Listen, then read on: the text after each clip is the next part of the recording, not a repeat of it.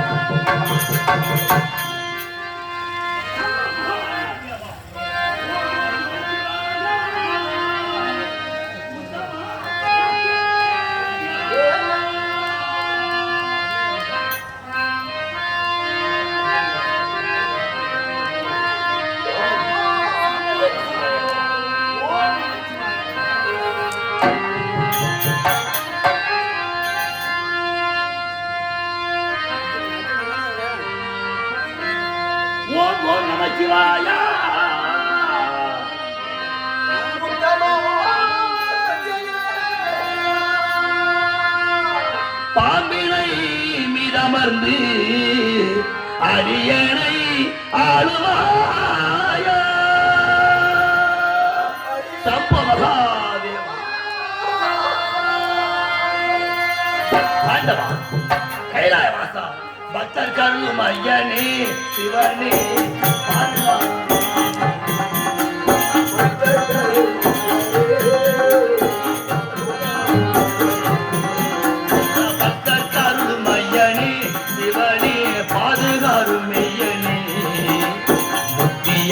பவனே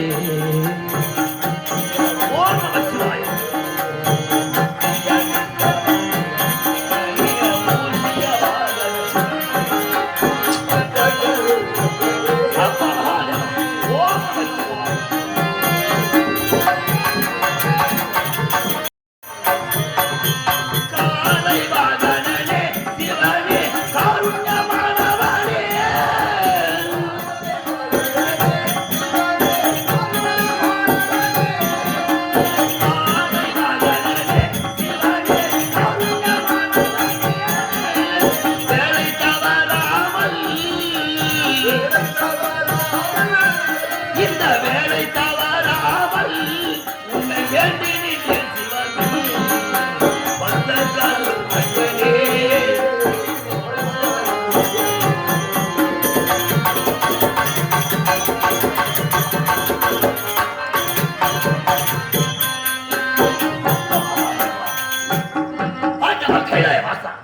அடியே பார்த்திபன் உன்னை காணும் பொருட்டாக வியாதவேசர் வாக்கை செல்வை கொண்டு வடதசை நோக்கி புறப்பட்டு விட்டேன். ஆனால் இருந்தாலும் எனக்கு அருவாளிக்கள் ஓம் நமச்சிவாய மகளே, ஓம் நமச்சிவாய, ஓம் நமச்சிவாய.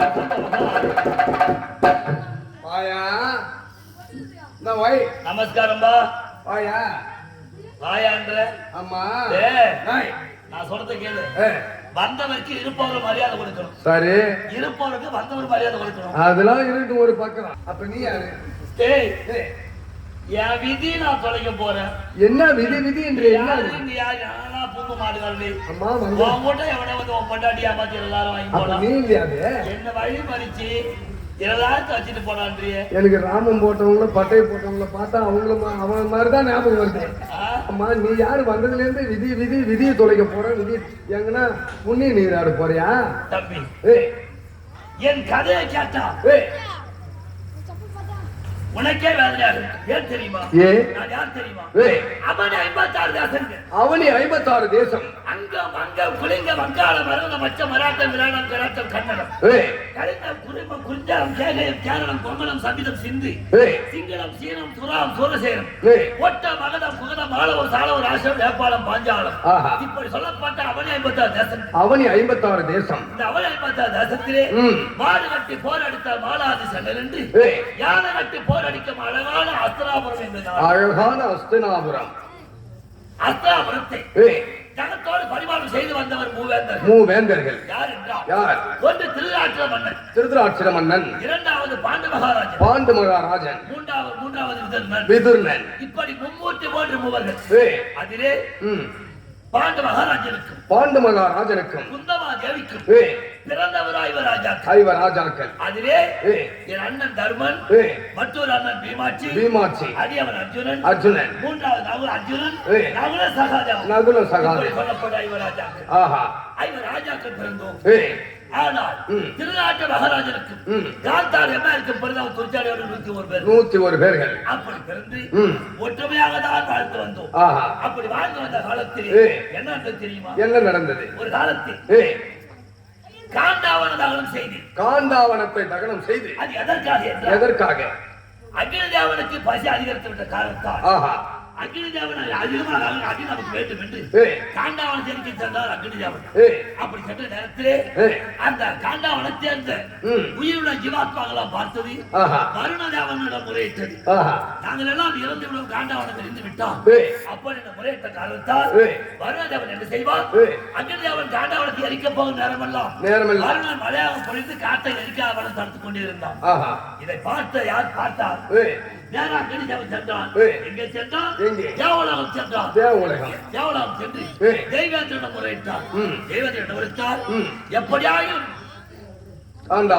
எரிய வேண்டுமா? அர்ஜுனன் அப்படி என்னை அழைத்து சரக்குளம் அமைக்க சொன்னார்கள். என்ன செய்தேன்? காண்டாவனத்தை அக்னிதேவன் இருக்கவும் நான் சரக்குளம் அமைத்து ஒரு துறைக்கு மழை கூட பூமியில விழாவனமாக தடுத்து. அப்படி எப்படி என்றால் அவர் என்ன கண்டார்? அக்னிதேவன் ஒரு மாத காலம் இந்த காண்டாவனத்தை எரிக்க வேண்டும். அப்போதான் என் கடல் பசி அடங்க வேண்டும் வருத்தார் அக்னிதேவன். அப்போ என்ன வருத்தார் தெய்வத்தின் அக்னிதேவனை பார்த்து 21 நாள் மட்டும் காண்டாவனத்தை எரித்துக் கொள்ளலாம். அதன் மீது எரிக்கக்கூடாது என்று கட்டளையிட்டார் தெய்வத்தின். அந்த அக்னி தேவன் காண்டாவனத்தை எரித்தார். அப்போ சரகுணம் அமைத்து 21 நாள் காண்டாவனம் இருந்து கொண்டிருந்தது. அந்த நேரத்தில் அதுதான் சித்திர மாதம் முன்ன 7 நாள் கத்திரி, பின்னாடி 7 நாள் கத்திரி, வைகாசில அக்னி நட்சத்திரம் 7 நாள், மொத்தம் 21 நாள். 21 நாள் வெயில் நம் காயக்கூடிய காரணம் என்னவென்றால் கத்திரி வெயில் என்ற காரணம் என்னவென்றால் அந்த காண்டாவனத்தை அக்னிதேவன் காண்டாவனத்தை எரித்ததால் தான் நமக்கு அந்த அக்னி சோலை வீசுகிறது இப்பொழுதும். அப்படி அப்படி எரித்து காண்டாவனத்தை எரித்து காண்டாவனத்தை எரித்த நேரத்தில் கன்னிகா வனவாசத்தை முடித்தோம் நாங்கள் ஒரு காலத்தில். துரியோதனன் செய்தான் புதுமலை, அதாவது 21 நாள் இறந்த பாண்டவன் சுவர்க்கம் செல்ல வேண்டும் என்று சொல்லவில்லை. அதனால் திலோதர்ப்பணம் கொடுக்க வேண்டும். அப்படி என்று ஐவர் ராஜாக்களையும் வரவழைத்தார்.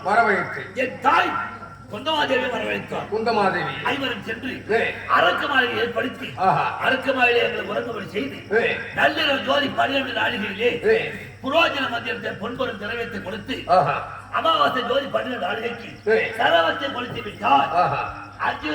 ராஜாக்கள் அழிந்து விடுவார்கள். அழிந்து விடுவார். நமக்கு இந்த ராஜ்யத்துக்கு பங்கு வராது. அப்படி என்று செய்தார் துரியோதனன். இதை அறிந்தால் புரோஜன மந்திரம் என்ன செய்தார்? கனக சிற்பி இருந்த உண்மை தெரிந்தது. யாருக்கு தெரிந்தது? விதுரருக்கு தெரிந்து விட்டது. கனக சிற்பி கேட்டார், கனக சிற்பி இந்த அரக்கமாலையை கட்டுகின்றார் எதற்காக என்று கேட்டார். கனக சிற்பி என்ன உரைத்தார்? விதுரத்தை உண்மையை உரைத்து விட்டார். இந்த செய்தி விதுராழ்வாருக்கு தெரிந்து விட்டது.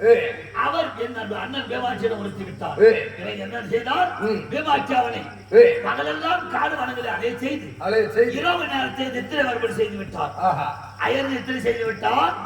புரோஜன மந்திரி பார்த்தார் என் நண்பன், பாவி புரோஜனா, நாங்கள் என்னடா பாவத்தை செய்தோம்? ஐவர் ராஜாக்களையும் தாயும் கொண்டு வந்து அரக்குமாலை தீ வைத்துக் கொண்டு போகின்றாயே. அப்படி என்று துரியந்தாக நீ கண்ணன்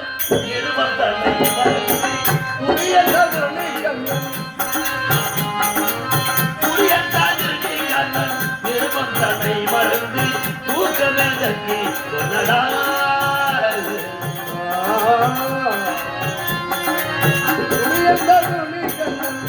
தடுதீரவாச்சி சாமமேலுக்கு போச்சி தடுதீரவாச்சி சாமமேலுக்கு போச்சி தலவத்தினால் தலவத்தினால் தனிப்பல் மனசாட்சி புரியக்காதில்லை கண்ணல் மறந்து கூட்டமே சொல்லடா. அப்படியே நன்னல் புரோஜன மந்திர உறவு செய்து சரவத்தை கொளுத்தி விட்டு சுரங்கப்பாதை அமைத்து வைத்திருந்தார். அந்த சுரங்கப்பாதை வழியாக சென்று 304 இடும்பாவனம் சென்று இடும்பாவனை திருமணம் செய்து கடோரை ஒரு பிள்ளை பெற்றிருந்தார். அப்படி கன்னிகா வனவாசத்தை முடித்து பக்காசுரனை கொன்று திரௌபதி கல்யாணத்தை முடித்தோம். கல்யாணத்தை முடித்து நாடு கேட்டதற்கு என்ன உரைத்தார்? காண்டாவனத்தை காட்டார் துரியோதனன். நாடா நாடுதான் ஆள வேண்டும். காடு அப்படி காட்டை காட்டினார். அந்த காட்டை அழித்து அங்கு இந்திர பிரசித்தம் என்று ஒரு நாட்டை ஏற்படுத்தினோம். நாட்டை ஏற்படுத்தி புதுமலை புகுவிழா என்று அழைப்பு கொடுத்தோம். அவன் 56 ராஜாக்களுக்கு துரியோதனன் வந்திருக்கின்றான். அப்படி வந்த நேரத்திலே என்ன தெரியுமா? உயர்ந்த வாயப்படி தாழ்ந்த வாயப்படி தாழ்ந்த வாயப்படி உயர்ந்த வாயப்படி ஜலம் இல்லாத இடம் ஜலம் இருப்பது போலவும் ஜலம் இருக்கும் இடம் ஜலம் இல்லாதது போலவும் வந்தான் துரியோதனன். என்ன செய்தான்? உயர்ந்த வாயப்படி அவன் கண்களுக்கு தாழ்ந்த வாயப்படியாக இருந்தது. நம்முடைய கிரீடம் தலையில் அடிக்கப்பட்டு குனிந்து வந்தான். ஜலம் இல்லாத இருக்க இல்லாத இடத்தையே அப்படி குனிந்து வந்தான். அடாரி மாலையில் நின்று வந்தது யார்? பாஞ்சாலியும் என் அண்ணன் பேமாட்சி. பார்த்தால் பாஞ்சாலி, என்ன இது? தந்தைக்கு தான் பிறவிலே கண்கொண்டு மதிக்கூடா என்று கைத்தட்டி சிரித்தார். அப்போதே கங்கணம் கட்டான் துரியோதனன்.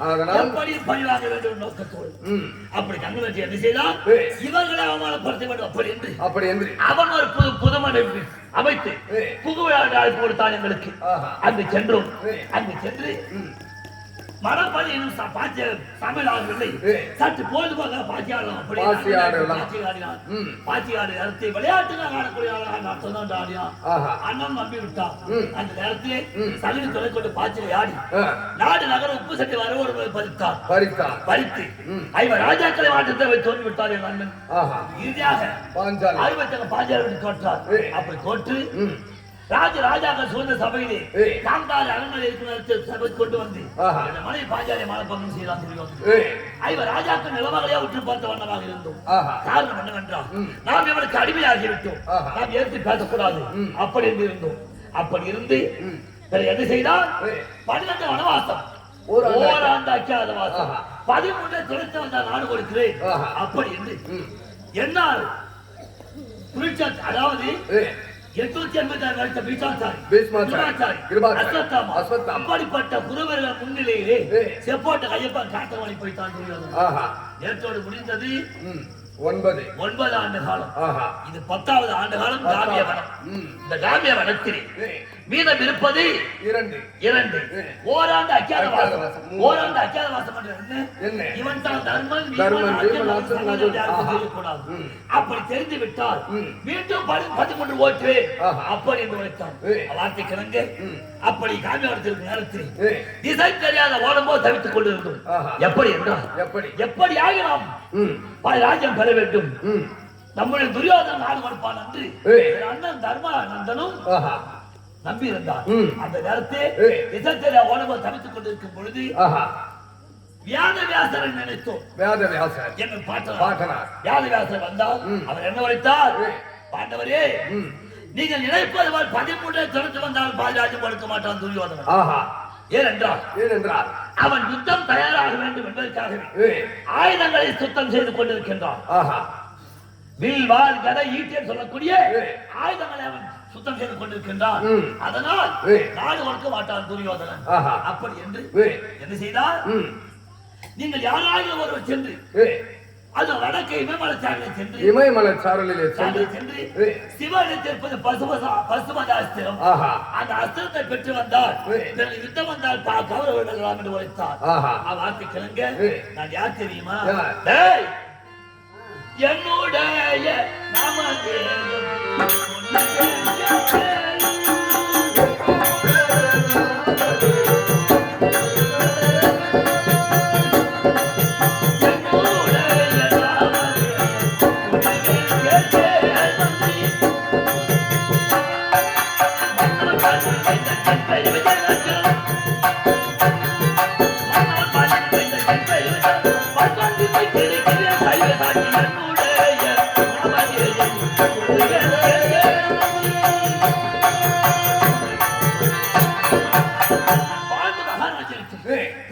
தேவிக்கும் பிறந்தவள் ரவி பிறந்தோர் அர்ஜுனன். அது மட்டுமா?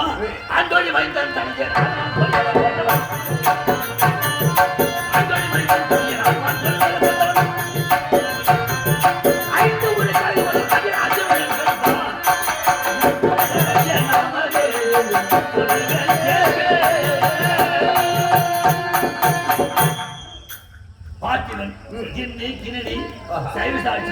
இப்படி சொல்லப்பட்ட 11வது கொண்டு நான் தான் அர்ஜுனன்.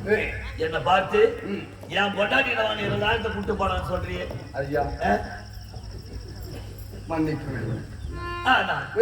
நாங்கள் யாருக்கும் அந்த தீங்கும் செய்யவில்லை இல்லையா? நல்லதே நினைத்தோம், நம்பி நடந்தோம். நம்பினோர் கைவிட்டு விட்டான். நாங்கள் யாருக்கு என்ன தீங்கு செய்தோம்? நல்லோர் மனதை நடுங்க செய்தோம். நல்லோர் மனதை நடுங்க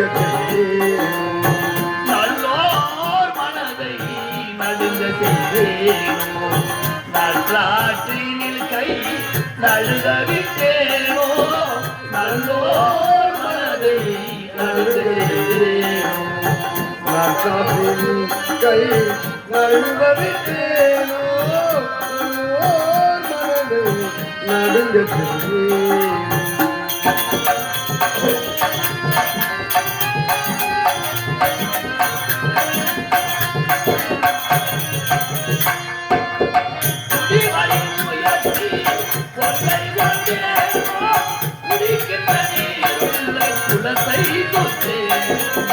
குடிவரி முயற்சி கொள்ளை கொண்டேனோ,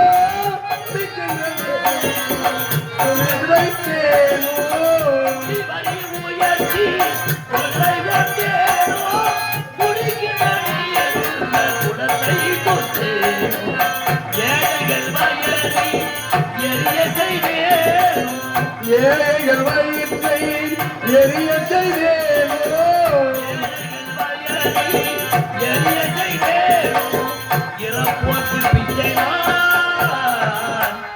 இல்லை என்றேனோ. இங்கு இறப்போர்க்கு பிச்சை நான் இல்லை என்றேனோ. நல்லோர் மனதை நடுங்க செய்தேனோ நற்றாற்றிலே கை நழுவ விட்டேனோ நல்லோர் மனதை நடுங்க செய்தேனோ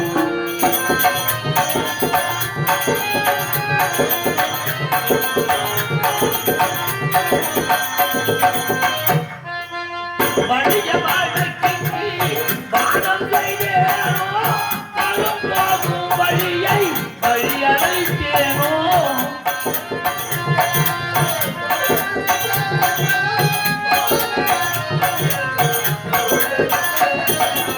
வழிய வாழ்க்கை வானம் செய்தேனோ காலம் போகும் வழியை வழியடைத்தேனோ தானம் செய்தோரை தடுத்து நின்றேனோ தானம் செய்வோரை தடுத்து நின்றேனோ தானம் செய்தோரை தடுத்து நின்றேனோ தர்மம் பாராமல் தண்டம் செய்தேனோ தர்மம் பாராமல் தண்டம் செய்தேனோ நல்லோர் மனதை நடுங்க செய்தேனோ நற்றாற்றிலே கை நழுவ விட்டேனோ நல்லோர் மனதை நடுங்க செய்தேனோ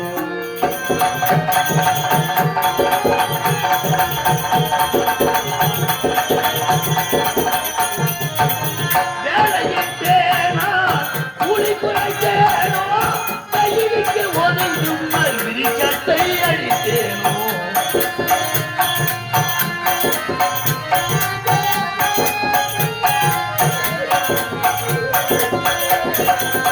வேலையிட்டேனா கூலி குறைத்தேனோ கையிலிக்கு ஒதுங்கும் விரிச்சத்தை அழித்தேனோ பசித்தவர் முகத்தை பார்த்திருந்தேனோ பசித்தவர் முகத்தை பார்த்து நின்றேனோ பசித்தவர் முகத்தை பார்த்திருந்தேனோ கொழு மண்டபத்தை நான் இடித்தெறிந்தேனோ கொழு மண்டபத்தை நான் இடித்தெறிந்தேனோ நல்லோர் மனதை நடுங்க செய்தேனோ நற்றாற்றினில் கை நழுவ விட்டேனோ நல்லோர் மனதை நடுங்க செய்தேனோ என்ன பாவம் செய்தேனோ என்ன பாவம் செய்தேன்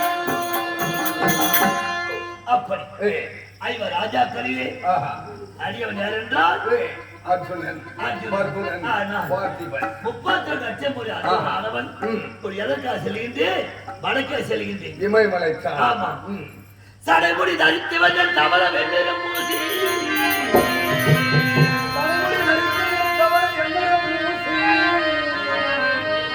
சடைமுடி தரித்து வந்த தவள வெண்ணிறம் பூசி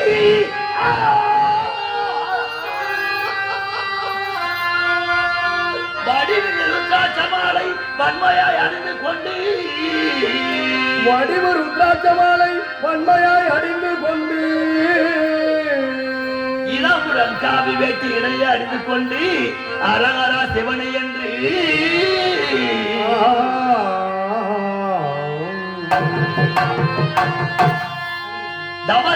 தவறி சிவாடம் கொண்டுமே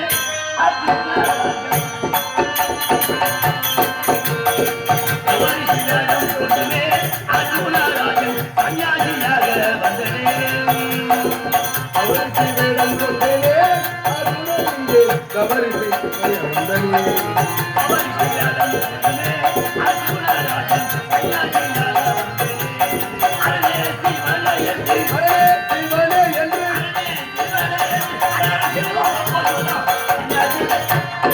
தவறி சிவாடம் கொண்டுமே அர்ஜுனராஜன் கன்னியாசியாக வந்தனே தபரிசி வேடம் கொண்டு ஆஹா எங்க செல்கின்றேன் இமயமலை செல்கின்றேன் இல்லையா புறப்படுகின்றேன் ஆஹா ஆண்டவா கைலாய வாசா உன்னையே நோக்கி வருகின்றேன் எந்த நிலையிலும் எந்த நிலையிலும் வியாசர் ஒருத்த வார்த்தை சிரமத்தில் வருகின்றேன் எனக்கு அடியானுக்கு அருள்பாலிக்க ஓம் நமச்சிவாய நம ஓம் நமச்சிவாய நமதா சம்போ மகாதேவா சம்போ மகாதேவா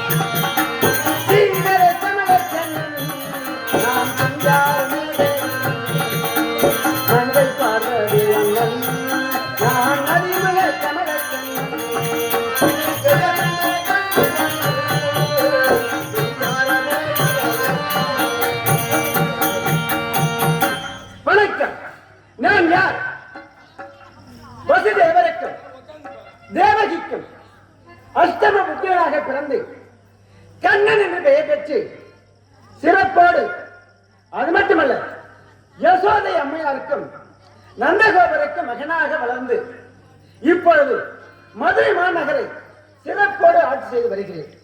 ஆனால் இருப்பினும் இப்பொழுது பாண்டவர்கள் 10 அதாவது 4 நகரங்களை இழந்து கானகத்திலே வசித்து வருகிறார்கள். அவர்களுக்கு நான் எப்பொழுதும் பாண்டவர் சகாயனாக இருந்து வருகிறேன். இருப்பினும் இப்போது அவர்கள் 10வது வனத்திலே வாழ்ந்து கொண்டிருக்கிறார்கள். ஆனால் அர்ஜுனன் கைலாயமலை சென்று சிவபெருமானை பிழைத்து பாசுபாதாஸ்திரம் பெறுவதற்காக குருதேவருடைய துணையால் இப்பொழுது சென்று கொண்டிருக்கிறான். இப்பொழுது அவனை நான் சோதிக்க வேண்டும். ஏனென்றால் அவன் பெண்கள் மீது சபலமுத்தி உடையவன். அவனுடைய பக்தி எப்படி இருக்கு என்று அவனை இப்போது சோதித்தாக வேண்டும். அதற்காக இப்பொழுதே நான் அர்ஜுனை சந்திக்க வேண்டும். கலையாத கல்வியும் குறையாத வயலும் ஓர் கவடு வாராத நட்பு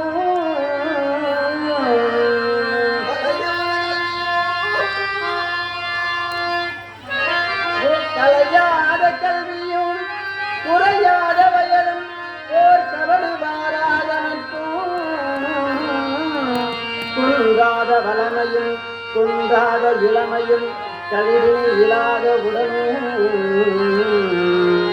சலியாத மனமும் அன்பு அகலாத மனைவியும் தவறாத சந்தானமோ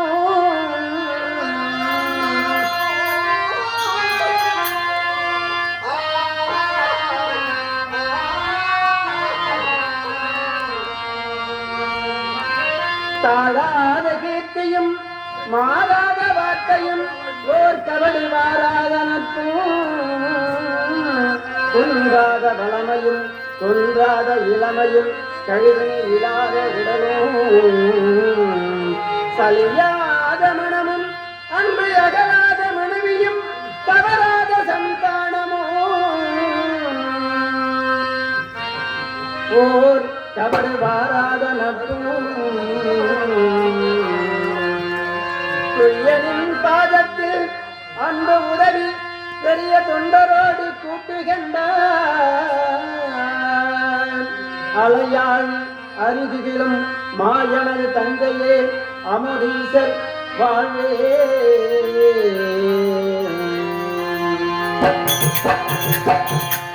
சரி, இப்பொழுது அர்ஜுனை சந்திக்க வேண்டும். அவனை சந்தித்து அவனுடைய நிலைமை எப்படி இருக்கிறது பார்க்க வேண்டும்.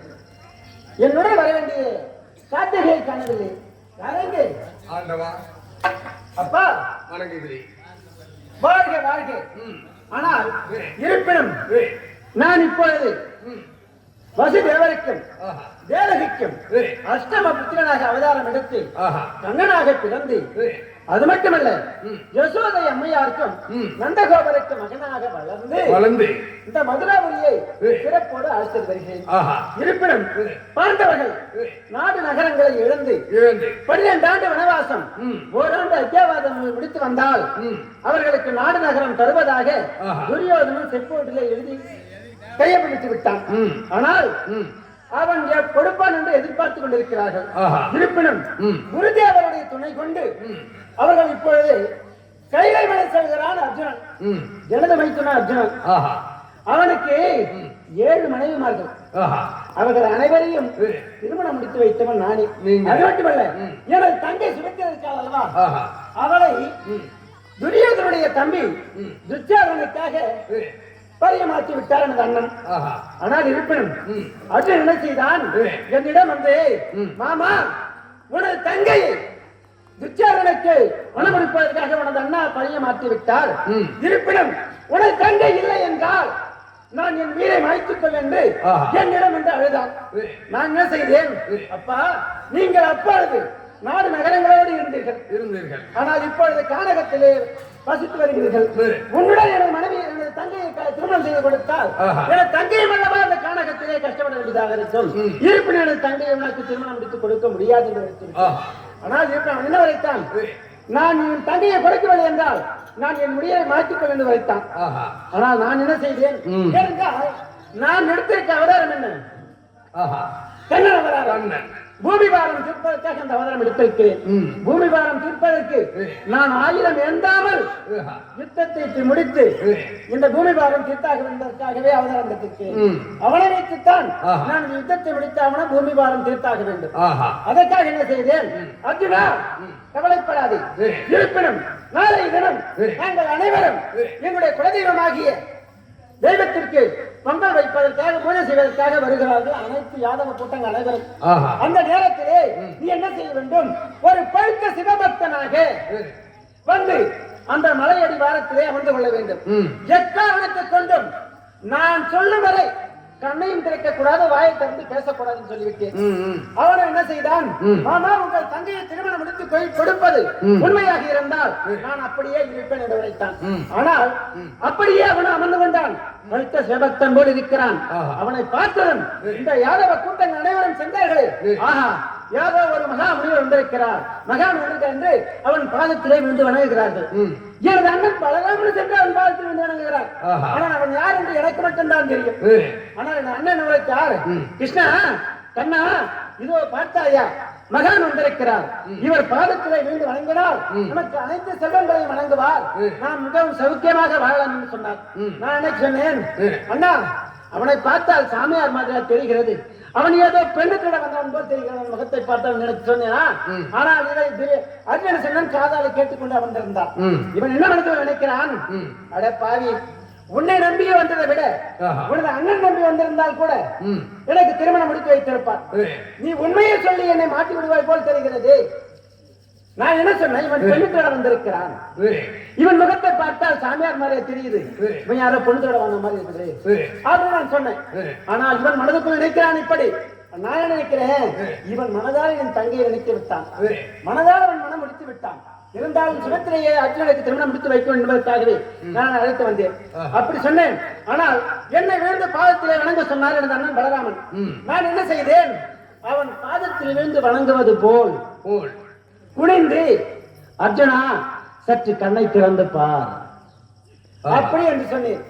அவன் என்ன செய்தான், அர்ஜுனன் கண்ணை திறந்து பார்த்து ஆயுஷ்மான் பவா என்று என்னை வாழ்த்தினான். நான் என்ன சொன்னேன், சரி அண்ணா நாம் அனைவரும் இவன் பாதத்திலே விழுந்து வணங்கி விட்டோம், அனைவரும் வீட்டுக்கு சொல்லாம எனக்கு சொல்லுன்னு சொன்னேன். அவர்கள் சொன்ன அண்ணன் பலராம, அப்பா இவரை பார்த்தால் மகான் போல் தெரிகிறது, இவரை கொஞ்ச நாளைக்கு நமது அரண்மனையில் தங்க வைத்திருந்தால் நமக்கு புண்ணியம் கிடைக்கும் என்று எனது அண்ணன் பலராமன் உரைத்தார். நான் என்ன சொன்னேன், அண்ணா என்ன வார்த்தை உரைக்கிறீர்கள்? இவனை பார்த்தால் எப்படி தெரிகிறது உங்களுக்கு? இவனை பார்த்தால் திருட்டு பையன் போல் தெரிகிறது.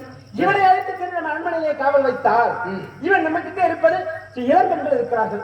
இவன் என்ன செய்வானோ? அப்படியெல்லாம் பேசாதே, இவர் பழுத்த சிவபக்தர் அப்படி என்று அண்ணன் பலராமன் உரைத்தார். சரி, உங்கள் விருப்பப்படி ஆகட்டும் என்று அவரை அழைத்து சென்றார்கள். சென்று அரண்மனையிலேயே அமர வைத்தார்கள். அப்பாது அரண்மனையிலே அர்ஜுனன் அமர்ந்திருக்கிறான். எது அந்த முனிவர் சாமியார் வேஷத்திலே அமர்ந்திருக்கிறான் அர்ஜுனன். என தந்தையாகப்பட்டவள் தோழிமார்கள் அழைத்துக் கொண்டு அவனிடம் சென்று, சாமியார் வந்திருக்கிறார், அவர் பாதத்திலே விழுந்து வணங்கி நாம் ஆசி பெறலாம் என்று அனைத்து தோழிமார்களும் ஓடி சென்று அவர் பாதத்திலே விழுந்து வணங்கினார்கள். வணங்கிய உடனே எனது தந்தை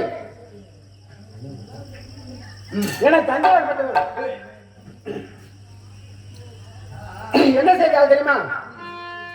அர்ஜுனன் பாதத்தில் விழுந்து வணங்கி விட்டு, ஐயா நீங்க எங்க இருந்து வரீங்க அப்படின்னு கேட்டான். கேட்ட உடனே இவன் என்ன சொன்னான்? அர்ஜுனன், நானு அஸ்தினாபுரத்துல இருந்து வரேன் அப்படி என்று உரைத்தான். இதை கேட்டவுடனே என் தங்கை என்ன செய்தா? அவளுக்கு தான் அர்ஜுனன் மீது காதலாச்சு. அவள் என்ன செய்தா? ஐயா எங்க அத்தை புதல்வர்கள் கூட அங்கதான் இருக்கிறாங்க, பாண்டவர் இவ ராஜாக்களும். அதுல எனது பெரிய மாமா தர்ம மாமன் நல்லா இருக்காரா அப்படின்னு கேட்டான். நல்லா இருக்காருமா அப்படின்னு சொன்னான். அது மட்டும் இல்ல, எனது பீம மாமா நல்லா இருக்காரா அப்படின்னு கேட்டா. அது நல்லா இருக்காரு. நடுவ மாமா சகாதேவ மாமா இருவர் நல்லா இருக்காங்களா அப்படின்னு அதையும் கேட்டா. அதையும் நல்லா இருக்கான்னு சொல்லிட்டாரு. ஆனா இவன் என்ன நினைக்கிறான் மனசுல? அர்ஜுனன் அனைவரையும் கேட்டா. நாம இவன் நினைச்சு வந்திருக்கிறோம் மனசுல, ஆனா இவன் நம்மள நினைக்கல பாத்தியா? நம்மள ஒரு வார்த்தை நல்லா இருக்கான்னு கேட்கல பாத்தியா சுபத்திர அப்படின்னு ஒரு மனசுல ஒரு வருத்தம். அதுக்காக இவன் என்ன செய்தான்? அர்ஜுனன் அம்மா அனைவரையும் கேட்ட, இன்னும் ஒரு ஆளை கேட்காம விட்டுட்டியம்மா அப்படி என்று அர்ஜுனன் கேட்டான் சுபத்திர கிட்ட. சுபத்திர யார் சாமின்னு கேட்டாப்புல. அதுல நடுவர் வந்தோம், அர்ஜுனன் நண்டாக்கான கேட்கவில்லையம்மா நீ அப்படி என்று கேட்டான் அர்ஜுனன். அதற்கு அவள் என்ன சொன்னாள் தெரியுமா? சாமி அப்படி சொல்லாதீங்க, அவர் என்னுடைய கணவர். அதாவது கணவனுடைய பெயரை மனைவி சொன்னால், ஒரு தடவை கணவனுடைய பெயரை மனைவி சொன்னால் ஒரு ஆயுள் கம்மியாகி விடுமா. இப்பொழுது உன்னுடைய பெயர் உனக்கு உன்னுடைய மனைவி உன் பெயரை ஏழுமலை என்று சொன்ன என்ன சொன்னா தெரியுமா? ஏழுமலை எத்தனை சொல்றாளோ அத்தனை வருஷம் உனக்கு அவளை விட ஆயுள் கம்மியாயிடும். சரி, அதனால அவ என்ன சொன்னாலா? எப்படியோ திருமணம் முடிச்சு வச்சுட்டீங்க. அது முக்கியமான கதை இருக்குது. இதுதான், அதாவது பெண்கள் வந்து கணவனுடைய பெயரை எதற்காக சொல்லக்கூடாது என்பதற்காகத்தான் இந்த கதையை சொல்லிங்க. அதாவது பெண்கள் வந்து கணவனுடைய பெயரை சொன்னால் கணவனுக்கு ஆயுள் கம்மியாகிவிடும். அதனால்தான் அவள் நான் சொல்லவில்லை என்னுடைய கணவர் பெயரை அப்படி என்று உரைத்தாள். அப்போதுதான் அர்ஜுனனுக்கு திருப்தியானது. அதை கேட்டவுடனே நான் தான் அந்த அர்ஜுனன் என்று சொன்னான். இருப்பினும் இதை வெளியே காட்டிக்காமல் ஏழ உரைத்தான். நான் என்ன செய்தேன்? அவனை இரவோடு இரவாக அழைத்து சென்று இருவரும் திருமணம் முடித்து வைத்து விட்டேன். இப்பொழுது மிகவும் சந்தோஷமாக இருந்தாலும் அவர்கள் இப்பொழுது கானகத்திலே கஷ்டப்பட்டு இப்போது அர்ஜுனன் எங்க செல்கிறான் தெரியுமா? கைலமலை செல்கிறான். கைலமலை அவனை சோதிக்க வேண்டும். இந்த பெண்களுடைய குணம் அவனுக்கு சபல புத்தி உண்டு. அவனுடைய பக்தி எப்படி நான் சோதிக்க வேண்டும். அதனால இப்பொழுது நான் அர்ஜுனனை செல்ல போகிறேன். எப்படி போறேன் தெரியுமா? மோகினி அவதாரம் எடுத்து செல்ல போகிறேன். பெண் அவதாரம் எடுத்து அவனுடன் சென்றால் அவனுடைய குணம் எப்படி இருக்கிறான் சோதிக்க வேண்டும். அதுக்காக சொல்கிறேன். வரட்டுமா?